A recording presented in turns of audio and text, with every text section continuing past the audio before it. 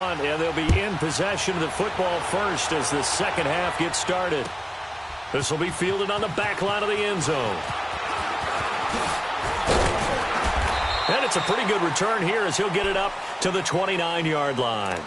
Out comes the Dolphins now. They'll go on offense first here in this third quarter.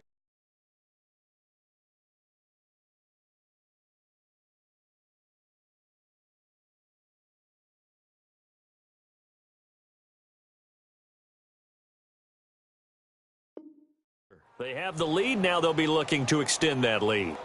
And this is where I enjoy talking about one of my favorite subjects, tendency breakers, or counters as I also like to call them. You've done things in a certain way in the first half, and they've had ability to see what you've done. They're going to make their adjustments. So guess what? You adjust yourself and try and stay ahead of the pace because you are looking for some separation in this ball game. The adjustment to the adjustment. Without a doubt. Show them one thing, hit them with something else. Facing a 2nd and 2 after that last catch, good for 8 yards. Tannehill hands to Drake. And he'll be taken down, but not before he gets into enemy territory. A Miami first down on the 14-yard pickup. Well, that's the desired outcome coming out here in the second half of being able to run the football and establish a little bit of pace and maybe even a bit of dominance at the line of scrimmage. And they want that to continue. Way too early to think about this being ball control time. But the way they're running it, you got to think they may want to continue that and see if they can go ahead and grind their opponents into submission. Well, it's tough to be a defender in today's NFL because there's so many things to account for in today's passing game, including the back sneaking out of the backfield. Not quite as bad as a turkey bowl where you have that center-eligible stuff, but still a lot of guys to account for. He lost 2 there, and it's 3rd down. Really good defensive effort. They were all over that little swing pass out to the right side before lost yardage. Terrific read. Better execution, and done with a lot of enthusiasm, wasn't it? Absolutely. They saw it all the way, ran to the football, and caused a nice play for lost yardage. To the sideline, wow, what a catch. Doesn't get a lot out of it, but he is able to keep the feet in bounds. They get only 4 that time as that leads us to a 4th down. Here's Matt Hawk now as he's on to punt for Miami. He gets this one away, and boy, it's another boomer. And a bit of a mistake there. This is well into the end zone for a touchback. So here are the Bengals now as they get their first possession of this second half. They were able to get the stop defensively. Now a chance to turn that into points on the offensive end. Can you imagine what the grease board looks like at the half? Because no, tell me. That's exactly what they printed up. Stop them on defense, get the ball back for our offense, and go downfield and score some points. Now, the last part remains to be seen, but they got the first part done very well. Do people use grease boards, or you mean the magic marker boards? Yeah, those two. Now 2nd and 7 from the 23.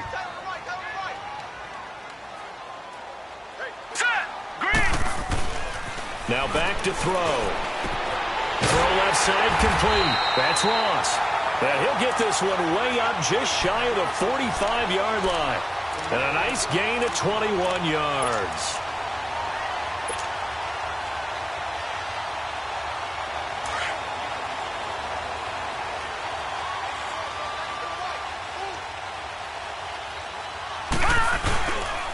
Here's a give to Mixon. And it's been like this all night long. Nowhere to run as they stop him behind the line. That'll wind up going for a loss of 4. And it'll bring up a 2nd and 14.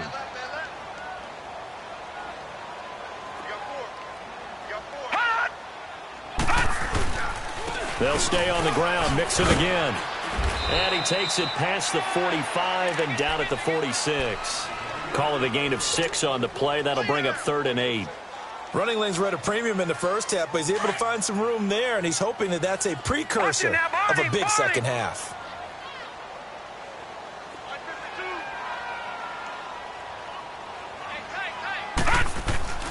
On 3rd down, he'll drop to throw. Airing one out for Boyd. It's caught inside the 25. A big gain of 31 on 3rd down. I'd have to say that whenever you see a good post route run, they do not like to let it end without the catch. Hence, that great diving play. Yeah, lay it up there, let him go get it, and he got it. And the pitch goes to Mixon. And he's going to fight his way forward here for a modest gain. Give him 5 on the carry there, and it'll be second down. Tough first half for him, unable to put up the numbers he's used to producing. But with a guy like him, you and I both know it just takes a couple of explosive touches for him to make an impact on this game and on the stat sheet as well. Check, Patriot! Patriot!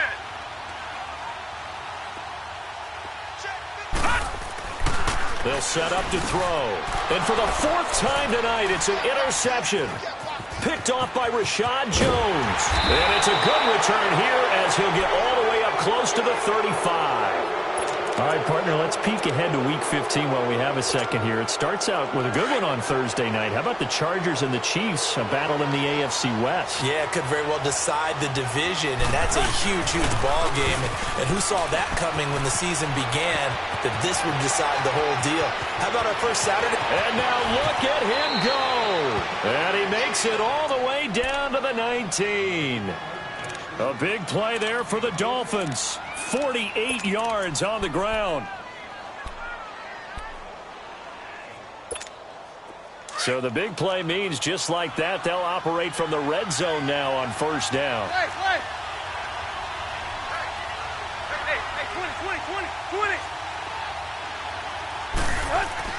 From the red zone now, Tannehill. Escaping the pressure right. And he's down inside the 5 at the 4 before he's out of bounds. Opted to run for it. The decision a good one. Picking up the first, getting 14 yards on the scramble.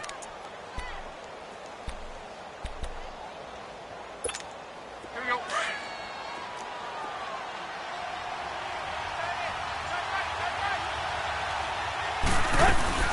On first and goal, Drake. It's a gain of a couple, and it'll be second and goal.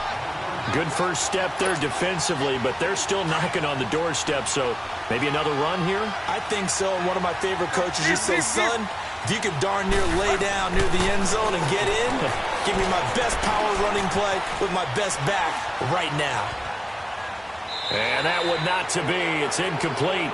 So they couldn't hook up as time has now run out on this third quarter of play.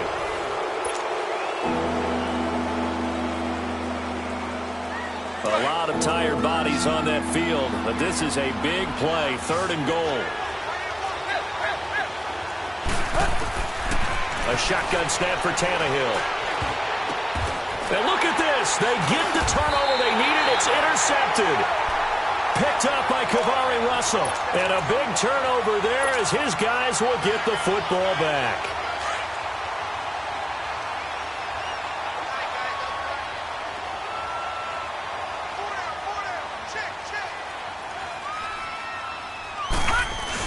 They begin with a run by Mixon. And an alley to run. And he gets this up just shy of the 15. That'll go for a gain of 13, helping big time to get away from that end zone. First down. Partner, I think that play echoed a short yardage run. I know they're backed against their own goal line, but when they stack the defensive line like that, if you find any type of a crease, you're up to the third level before you know it. It's a short one here, complete to his tight end. And he's going to get this one across the 30-yard line. Give him 17 at a Cincinnati first down. I like how they work the tight end on a nice little under route there. And if you're going to give him that much space, he's not even going to catch the football. He's going to run away from you a little bit, and that's exactly what he just did there, picking up extra yardage. A handoff to Mixon. And he'll be tackled at about the 35. Call it a gain of 4 on first, and that'll make it second down. I call that play a success. A nice inside run sets up a very manageable second down, a very solid gain on that play. Back to throw. Airing one out for Boyd. And that's caught inside the 30. A big play there for Cincinnati. 41 yards. Well, last drive he threw the pick, but he's not shy. He's going downfield again there. And you can't be, because if you back off after throwing an interception, your whole game plan just goes right out the window, and it makes things easier for a defense. And you and I both know There isn't a quarterback in this league that's any good that doesn't throw an interception occasionally, and they usually bounce back in a big way. I've seen guys throw 5 and still find a way to win the game in the end. The tackle by Robert Quinn. They tried a quick hitter inside, but that one was swallowed up because what they're hoping, those big defensive linemen will take the bait and move laterally and open up a crease that they can run through. Didn't happen on that play. Out of the gun, they'll look to throw. And now here's another interception. Picked off by Kiko Alonso. And a big turnover there as his guys will get the football back. The interception woes, they just continue to mount. He's thrown 5 picks. At this point, you got to be thinking, is it something between the ears? I think a confidence hit does occur once you start getting those numbers up there a little bit. But as you and I both know, it's not always just one guy's fault. Maybe somebody ran a wrong pattern. Maybe some balls were tipped. It could be so many different things. Bottom line, though, it comes back to the guy throwing them.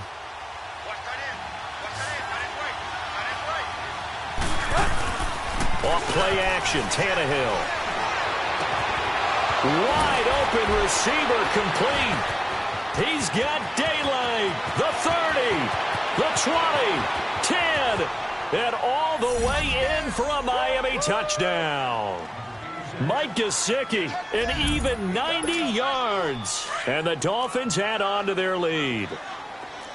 So from back deep in their own territory all the way into the end zone, you think they expected to score on that one? I'm not sure they expected to score, but they also showed that they're not averse to taking a little bit of a risk there, right? Taking a chance because the normal call is take care of the football, run it, be safe. Instead, they put it in the air and took a gamble, and it paid off in a big way. That wasn't an analytics call. That wasn't a fantasy guy's call. Now a hit and a loose football. And they have the football and will take over at the 24-yard line. And careless with a football there on the kick return. And one thing I love about going to practices is trying to get around coaches and hear their catchphrases and what they really emphasize. We haven't been to a single one yet this year where a guy fielding a kick, you don't hear, tuck it away, tuck it away, tuck it away. And this time, they turned it. And intercepted. Maybe the turning point they need. William Jackson with a pick. Trying to get it that time to Stills. 2-score game here in the 4th, and that pick, it kind of keeps the door ajar, doesn't it? It does, and you wonder about their strategy because with a 2-score lead, you would think maybe you're just sitting on it trying to drain some clock. It's almost like they felt like, hey, we've got a good cushion. We can keep pressing it. It ended up costing them. Throwing left side, it's complete. And he'll be corralled well upfield right around the 40-yard line. A good pick up there, 26 yards. 4th quarter, every drive so critical, and you figure they only get one more shot after this, so a touchdown's imperative on this drive. It is, but you also have to think to yourself in play calling, don't hold anything back. Don't save it for the second touchdown. You got the first one for the second one to even matter. 9 yards is the pick up there, and they'll have a 2nd and 1. From the midfield stripe, they'll look to throw. Boyd's the target, and he has it over the middle. No gain that time on the completion, and it'll be 3rd down. Pass complete, but no gain. No yards. Yeah. So you file that as unsuccessful. Yeah, you do, don't you? Except on the stats, throwing the ball. Get a completion. You get a catch, but still no yardage. Okay. And he has the 1st down yardage before they bring him down right at the 45.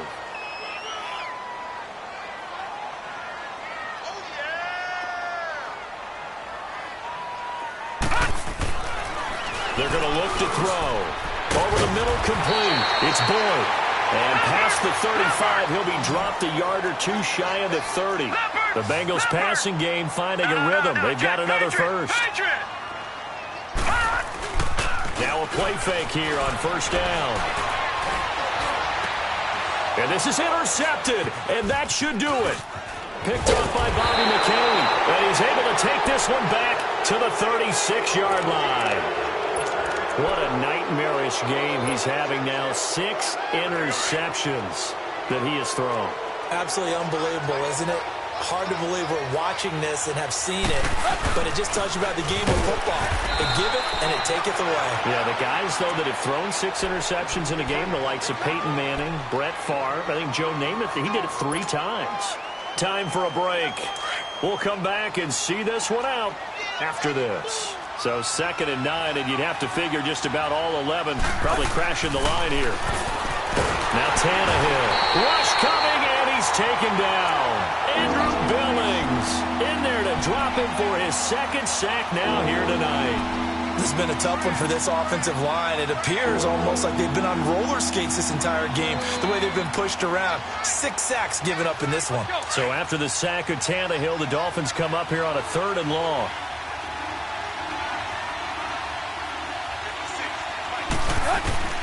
Here's Tannehill. And this is going to be incomplete.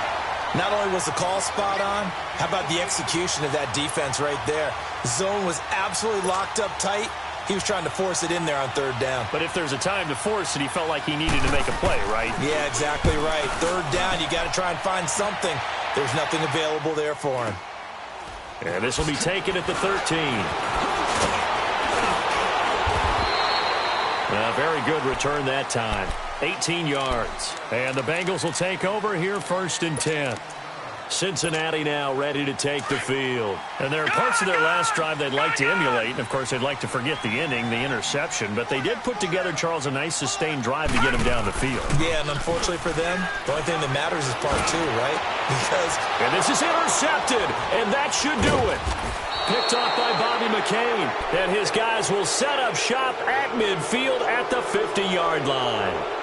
And that gives him now 3 interceptions in the game. Well, someone's locked into what they're trying to get done in the passing game. When was the last time we had someone get 3 in a contest? 2011, wasn't it? Kurt Coleman? Oh, yeah, that's then right. With the Eagles? That's right. Then with the Eagles, and I believe it's against Washington and Rex Grossman. That's correct. Now he'll be wrapped up around the waist and pushed down.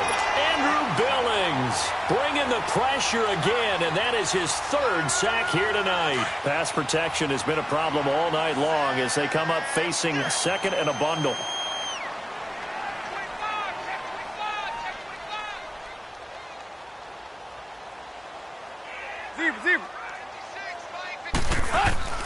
Tannehill going to throw it. He's going to air it out deep for Amendola. And this is, oh my goodness, he pulled it in one-handed. They give him a gain of 37. You know I'm going to lean towards the defender, right? You know I'm going to do that. I know. That's a tough situation for him as I see it. But the truth of the matter is, that ball was not streaking towards him. That little arc. And for the 4th time tonight, it's an interception. Picked off down at the 2. And he'll be stopped shy of the 15 at the 14-yard line on the return. And, Brandon, this is a real nice job defensively of getting inside a quarterback's head and figuring out, okay, where's he going with the football? Because you can make an educated guess defensively. Not all the time, but sometimes. And when you're right, you got a decent chance of coming away with the football. And he's taken down, but not before he gets this across the 25-yard line.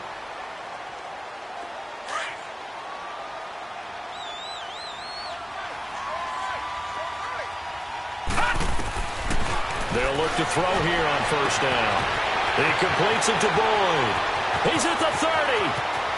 10. And he is into the end zone for the touchdown. So they still need a miracle with a clock where it's at, but they get one piece to the puzzle done. Still have hope.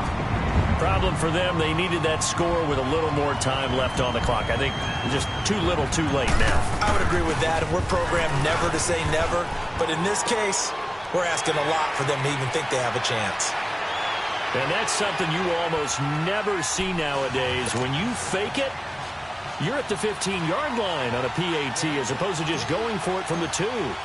I'm sorry. I know they got it, and congratulations to them, but it's just not a good play. I mean, the risk-reward is really off the charts, not in your favor. Run your offense out there. Put it on the 2-yard line if you want to go for 2. But I'll be darned. They ended up getting that one, didn't they? Well, I know at points in this when you wanted to close your eyes because of all the points that were being put on the scoreboard. You're a defensive guy, but it was a fun little track meet, wasn't it? It was, and you know the people who really enjoyed this game? They're the ones that like going to batting practice at the Major League Baseball parks, right? Seeing the 14-11 game, that sort of deal. That's right up their alley with what we saw in this one.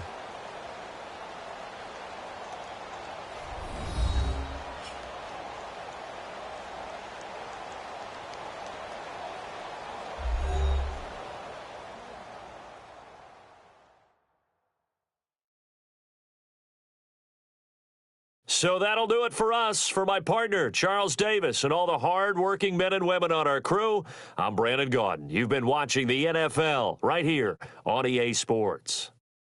From Cincinnati, good night, everybody.